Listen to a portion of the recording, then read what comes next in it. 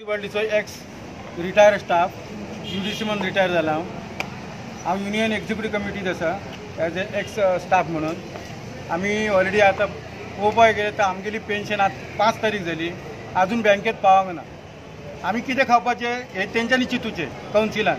दुसरी गोष्ट एरियस आमगेली 7th पे कमिशन ऑलरेडी रेडी आसा. आमकां म्हणाले पयलीं चतुर्थीक दिता गणेश चतुर्थी गेली, दिवाळी गेली, ह्या ताकात अजून ताकात आमकां तितली एरियस दिवंक ना. प्रत्येक रिटायर जाल्लो स्टाफ म्हाका फोन करता, अरे कितें जालें बा तूं रे म्हणून.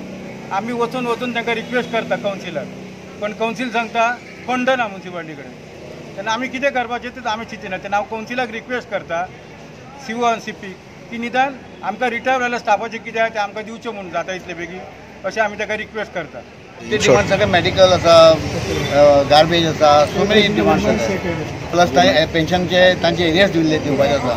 गेले 18 महिने एरियस आसा आनी कितें खावप, पेन्शन ना, अजून पेन्शन सॅलरी दिवना. हे सगळे डिमांड 4 तारीख जाली. तांचे युनिफॉर्म एलावन्स दिवना अजून परमनंटाचे. डेली वेजेसाचे अजून तांचे 500 रुपया पडना. जे तांकां सफाई कर्मचाऱ्याचो कमिशनर आयिल्ले is a minister of status, थंय सुद्दां ताणें डिमांड केली. ताणें सांगलें की 500 रुपया करा म्हणून, ते अजूनय करना. आज लेबर कमिशना कडेन मिटींग आशिल्ली, स्टार्ट ऑन आवर डिमांड्स जे घाले ते. आनी पेन्शनाचे जे पेन्शनां आसात तांकां अजून सॅलरी पडना आनी एरियर्सूय दिवना. आज 18 म्हयने तांकां एरियर्स दिवना. सो आमी त्या खातीर लेबर कमिशनाक गेल्ले आनी स्ट्रायक नोटीस दिली. On request of labour commissioner I had deferred the strike notice.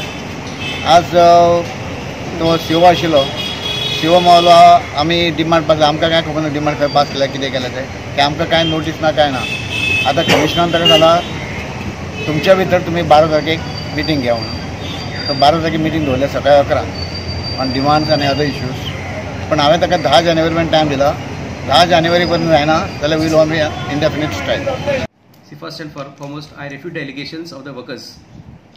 They had annually, every 3 years, there is an agreement between the union and the council. So that agreement is already over, lapsed. So we are in the process of entering into a new agreement. Before that, they had given some demands to us, and I can say on record that all the demands are totally met. Why they have to go for a strike?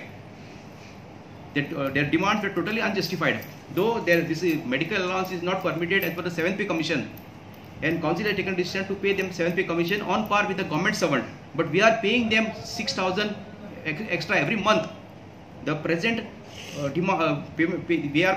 the municipal staff are paid 6,000 per month as a medical allowance. Though there is no any provision in the